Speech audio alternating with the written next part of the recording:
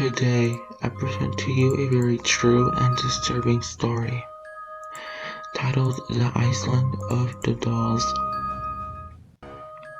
It is no news that Mexico is a tourist destination for thousands of people each year. It beaches with crystalline waters or the ruins that Mayan Empire left behind, ancient for history. However, among all these wonders, there is an area known as Xochimilco, formed by almost 200 navigable channels and nature, just 20 kilometers south of Mexico City.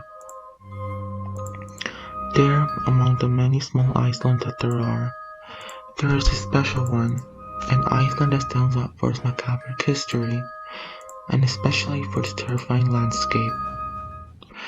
This island is called the Island of the Dolls, and as the name suggests, it is full of dolls that gives anyone goosebumps who comes near it.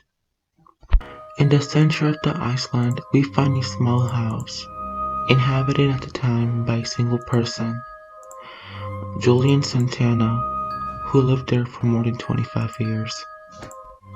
Unfortunately, the man died in 2001, so the house was left empty, leaving a ghostly scene with hundreds of dolls. Many of them were dismembered inside the house and left hanging from the vegetation in the area. The legend of the island says that in 1950s, when Julian Santana was alive, a girl drowned in one of the channels that crosses the island when she became entangled among the lilies of the shore. The man who was in charge of taking care of the original island in total solitude could do nothing to save it. It is said that after what shortly after happened, the ghost of the girl appeared in Santana's dreams, at the same time that she began to hear screams and cries in the surroundings of the island, supposedly produced by the girl who was looking to torment the protector of the island. However, what most impacted our protagonist was the appearance of a doll in the water shortly after the girl died, which was said to be the drowning girl.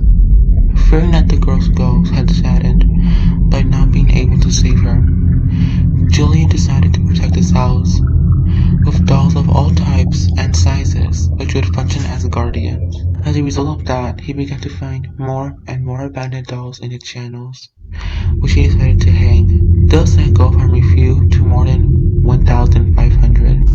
Obviously, we're talking about abandoned dolls, so their image instills even more fear. Many of them have missing limbs, an empty eye socket, or dirten or rotten. Many consider that this story was nothing more than an imaginary device by him. But legend or not, this man would end up suffering the same fate as that girl.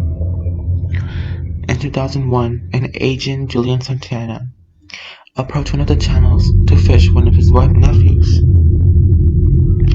There, he confessed to his relative that there was a mermaid in one of those waters, that he'd been trying to take him for a long time now.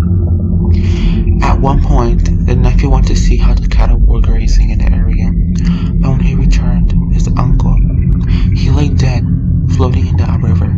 Doctors revealed that the cause of death had been a heart attack. From this moment, the place remained with the name of the Island of the Dolls. A place where silence is mixed with tragedy and mystery. Legends say that the night that the terrible dolls were possessed by the girl, she accompanied him, Julian, in his last days. The tourists who travel to this place also affirm that there's a certain air of witchcraft in the place. The dolls seem to move their heads and limbs, some even follow you with their eyes. Or at least so many of the curious who traveled there. Only Julian Santana knew what really happened, if something really happened. In any case, everything will depend on the beliefs of each one. Although, regardless of the legends, the place deserves to be visited at least once in a lifetime.